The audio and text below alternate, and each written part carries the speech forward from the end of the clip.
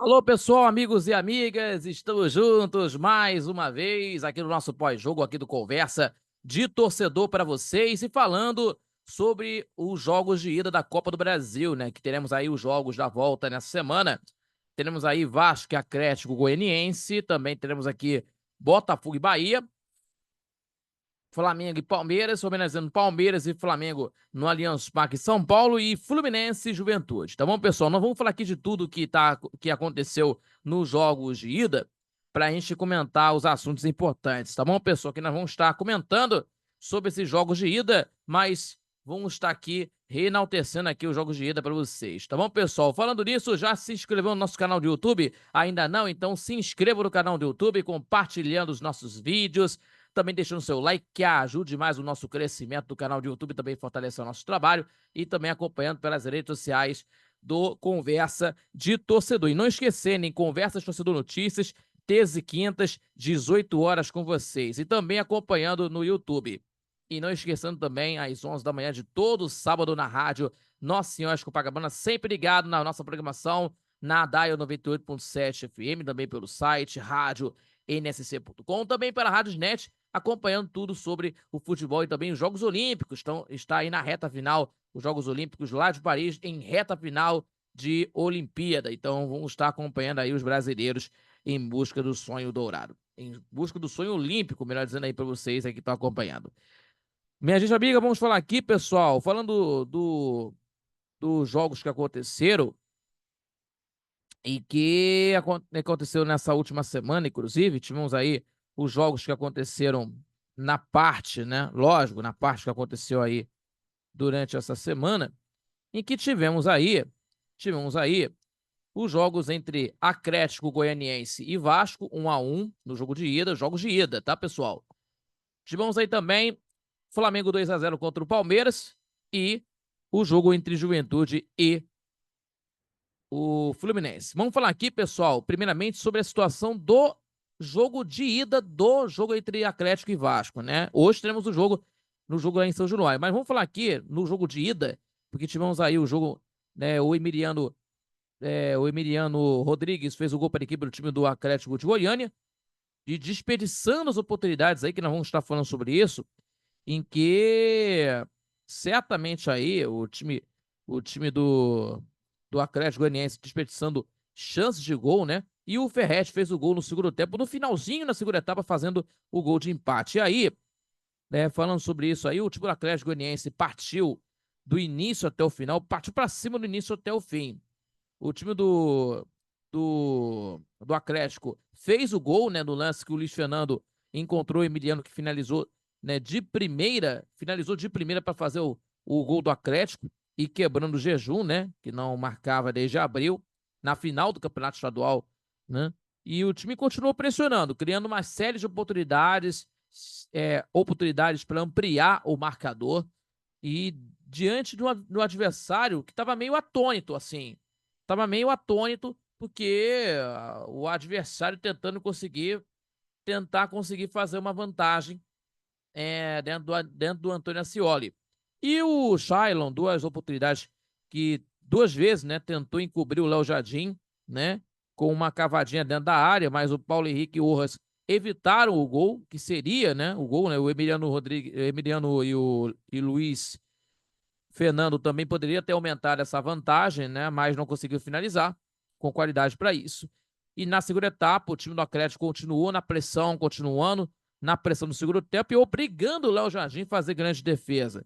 Trabalhar em finalizações de Alejo Cruz e o Luiz Fernando. O Luiz Fernando que estava tendo aí assim, destaque, né? De destaque do jogo aí por parte aí do jogador Luiz Fernando pelo lado do Atlético Goianiense. E o Vasco continuou com muitas dificuldades para encontrar, né? Para encontrar alguma chance de fazer o gol, né? Procurando algumas oportunidades e tendo dificuldades, né? E no entanto contou com o talento do artilheiro Ferret, né?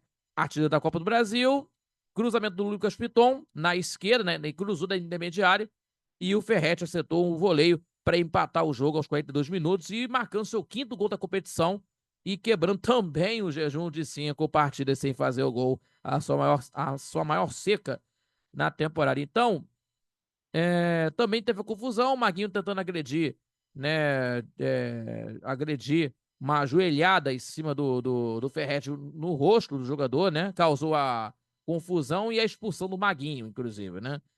Então, é, a equipe, né, do Vasco teve aí o Payet e o Coutinho jogando juntos, né? Pelo menos uns 13 minutos, né? 13 minutos, né? Homenageando aqui 10 minutos, né? Foram por 10 minutos que os dois jogaram juntos, né? Inclusive, né? O Payet entrou aos 13 e aí no lugar do David, e os dois, no entanto, tiveram poucas oportunidades. E aí o Alex Teixeira entrou no lugar do Coutinho aos 23. Então, foram poucas oportunidades de trabalhar, né? De trabalho entre os dois jogadores, Nessa circunstância. E aí, continuando esse tabu, né? Esse jejum, né? De não vencer em casa a equipe do time do Atlético Goianiense. E aí vai ver o que vai acontecer nesse jogo nesta noite de terça-feira. E ó, mais um empate garante decisão para os pênaltis nesse jogo contra a equipe, no jogo entre Vasco e Atlético Goianiense, jogo que vai acontecer hoje às 9h45. Então vamos acompanhar esse jogo lá em São Januário. Já o Flamengo, hein? O Flamengo conseguiu aí o resultado de 2-0, né? 2-0, dominante do início até o final no jogo no Maracanã, né? Luiz Araújo e Pedro fizeram os gols. Decisão da vaga acontece amanhã, no Allianz Parque, inclusive, né? Uma vitória incontestável no Maracanã, né? Com pra cá, até barato por sinal, porque assim pode ser definido esse jogo na última quarta-feira. Então, com o domínio rubro-negro do início até o final, e nem parecia colocar aí, né, frente a frente, os dois maiores vencedores dos últimos anos do futebol do Brasil. E Pedro e Luiz Araújo fizeram os gols que dão aos cariocas direito de até perder por um gol de diferença para seguir na competição indo para as quartas de finais. Então, temos aí amanhã às 8 horas da noite a partida que vai acontecer no Maracanã e tivemos aí as finalizações no total da partida, só para a gente concluir só para a gente falar nessa situação, 19-2 em finalizações do Flamengo durante toda a partida e 5-0, nenhum chute no gol o time do Palmeiras teve, né? Tentando segurar a pressão, tentando se defender e o Flamengo tentando fazer o resultado. E não teve outra. E o primeiro tempo que entregou o que se esperava ficou melhor para o Palmeiras, o pra cá em branco até o intervalo, né? Porque o Flamengo teve posse de bola e teve volume, teve presença no campo ofensivo, mas não teve espaços para criação de jogadas, as chances, né? Que teve criações claras, né? Que levasse perigo ao gol do goleiro Everton, né? E por outro lado, os paulistas apostaram nas saídas de bola as saídas de velocidade, né? Melhor dizendo, que funcionavam um pouco, que funcionaram, né? Pouco, melhor dizendo. Nos primeiros 20 minutos, a dupla Ayrton Lucas e Cebolinha levaram perigo com as jogadas verticais e além também, por sua vez, a dupla Vitor Reis e o Gustavo Gomes fecharam a porta e o calcanhar de Pedro foi a única finalização do Flamengo, né, das 11 do time do Flamengo contra a equipe do time do Palmeiras, que só teve uma finalização apenas no primeiro tempo. Então, os números que ajudam a explicar o roteiro dos primeiros 45 minutos muito pegados, com 18 faltas marcadas. 18 faltas marcadas. Inclusive, no total aí, são 21-14 para a equipe do time do Palmeiras, né? 21-14 para o Palmeiras, inclusive. Então, temos aí no total nessa situação, no total, foram aí 35 faltas, né? 35 faltas no jogo. Então, teve aí, né? E se explicar o que aconteceu na partida, né? No jogo no primeiro tempo. E na segunda etapa, manteve-se panorama no jogo, manteve-se panorama nessa questão de jogo aí. O Flamengo com a bola, com a posse de bola e o Palmeiras fechando os espaços. E a dupla de uruguaios pela direita, né, o Varela e a Arrascaeta, até conseguiu as boas jogadas, né, mas continuava difícil chegar até o gol do Everton. E a pressão somada, né, da marcação alta dos cariocas, no entanto, forçou erros da equipe palmeirense no setor defensivo, né, que não tiveram como manter, né? Não tiveram como ter, né, melhor dizendo. Primeiro, o Léo Pereira interceptou o camisa 4 do Flamengo, o zagueiro Léo Pereira, interceptou o chutão do Crai, homenageando do Jai, melhor dizendo aí, né? Interceptando aí o chutão do Jai, para Pulgar achar o Gerson na entrada da área e o camisa 8, né, serviu o Luiz Araújo na pequena área que deixou o Pedro na cara do gol para fazer 1-0 na boa, fazendo 1-0 e dando mais justiça ao placar, né, no jogo, né? Porque o Flamengo teve mais posse de bola e tendo taticamente falando aí sobre isso. E a desvantagem fez com que o Flamengo baixasse as linhas de marcação, né, para atrair o Palmeiras e deu certo. Foi assim que o Gustavo Gomes, com todo o espaço possível, errou passe fácil, né, nos pés do Pedro, que serviu, né, para o De La Cruz. É um contra-ataque de manual. Pedro para De La Cruz, e depois servindo para o Luiz Araújo, entrou livre para fazer o gol. E o Abel Ferreira ainda tentou dar uma sobrevida, né, colocando aí o Lázaro, o Lopes, o Flaco Lopes, né, inclusive, e o Mike, além também do Gabriel Menino e do Dudu, né, o Gabriel Menino e o Dudu, por exemplo. Então, mas foi o Flamengo que teve chance de fazer o terceiro com o Wesley, né, que errou o passe no bico da pequena área, né, e para o Gabigol. E se tivesse fazendo gol, meu amigo, aí, meu amigo, definir o jogo, aí acabou a partida, mas não aconteceu.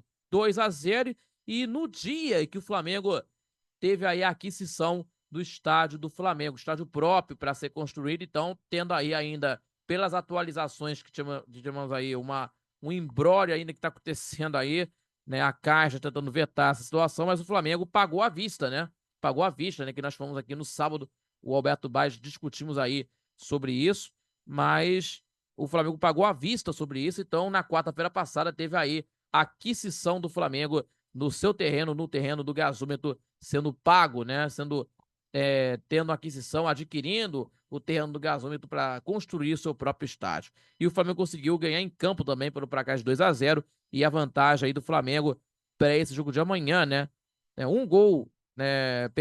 Perdendo por até um gol de diferença, que classifica o Flamengo para a sequência da Copa do Brasil. Mas o Flamengo pode sair com vitória, lógico, não pode pensar nisso não, tem que sair, né, com vitória, inclusive o Flamengo lá no estádio, lá no Allianz Parque, né? O jogo complicado, mas o Flamengo possa sair no estádio do Allianz Parque com resultado positivo. Também vamos falar aqui do jogo entre Juventude e Fluminense, que o Fluminense saindo em desvantagem, né? Saindo em desvantagem na Copa do Brasil, o Fluminense, né? O Juventude venceu por 3-2, né? O Thiago Santos diminuiu o prejuízo, diminuindo aí o prejuízo da equipe tricolor, né? Então, temos aí os gols da equipe do Atlético, homenageando, e tivemos aí os gols do time do Juventude, que até virou o jogo no segundo tempo. O Lima fez o gol para o Fluminense no comecinho da partida, e depois o time do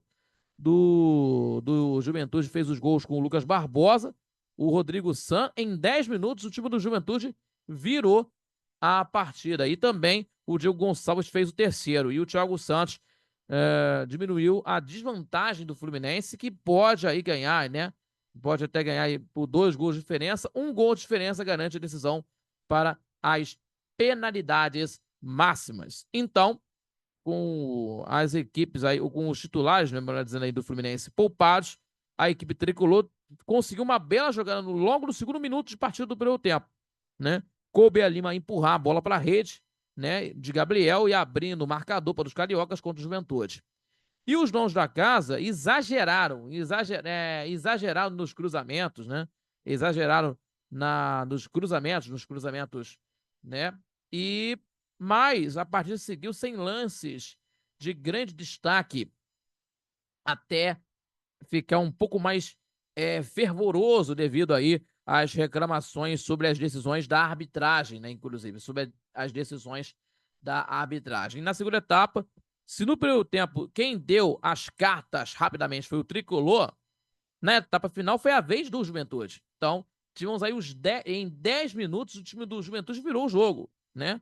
Com 2 minutos o Lucas Barbosa aproveitou uma atrapalhada do Fábio e do Thiago Santos e mandou para a rede. deixando tudo igual. Minutos depois, o Juventude virou com o Rodrigo Sango, né, de cabeça. E o Fluminense até equilibrou as coisas, né, colocando aí colocando o Ganso na equipe, né, colocando o Ganso na equipe do time do... E a equipe do Fluminense tentou equilibrar as ações, tentando equilibrar o jogo com a entrada do Ganso na segunda etapa. Mas o Juventude ampliou a vantagem aos 28 com o Diego Gonçalves, né, que o Jadson achando o jogador atacante da equipe do time do Juventude pela esquerda. O camisa 13 chutou forte para fazer os 3-1 e o Tricolor só foi descontar o prejuízo. E o Tricolor só foi descontar o prejuízo, né, nos acréscimos, quando o Arias fez o cruzamento certeiro para o Thiago Santos conferir para cabecear. Então temos aí a equipe do Fluminense tentando conseguir uma situação de conseguir uma vantagem aí de 2 gols para conseguir sua classificação e um gol de diferença, né? O gol de diferença garante a decisão para as penalidades máximas. Então temos aí o Fluminense tentando se recuperar na competição, então vamos conferir os jogos da Copa do Brasil, né? Terça e quarta-feira. Então vamos acompanhar os jogos aí na Copa do Brasil, né? Os jogos de volta. Então, para garantir a vaga nas quartas finais da Copa do Brasil. Os jogos, né? Melhor dizendo aí, os jogos emocionantes que nós vamos estar acompanhando aí com toda a emoção da Copa do Brasil, que é a segunda maior competição do país, né? Levando aí o time campeão para a Taça Libertadores da América. Beleza, pessoal? Muito obrigado pela sua companhia de sempre em mais um pós-jogo. Gente, se inscreva, compartilhe nossos vídeos e deixando o seu like, o seu joinha, que ajude mais o nosso crescimento do canal do YouTube, também fortalecendo o nosso trabalho e também acompanhando pelas redes sociais do Conversa de Torcedor. E não esquecendo, Conversa de Torcedor Notícias, terças e quintas, 18 horas com vocês e também aos sábados, tá bom, pessoal? 11 da manhã na rádio Nossa Senhora de Copacabana, 98.7 FM, a onda que chega ao seu coração. Acompanha pelas redes sociais, no YouTube do Conversa de Torcedor, ao vivo, na programação da nossa programação aqui, e também pelo site radionsc.com e também pela Rádiosnet. Tá bom, pessoal? Muito obrigado pela grande companhia de sempre. Fique com Deus e até a próxima com o nosso pós-jogo para vocês. Falou, galera!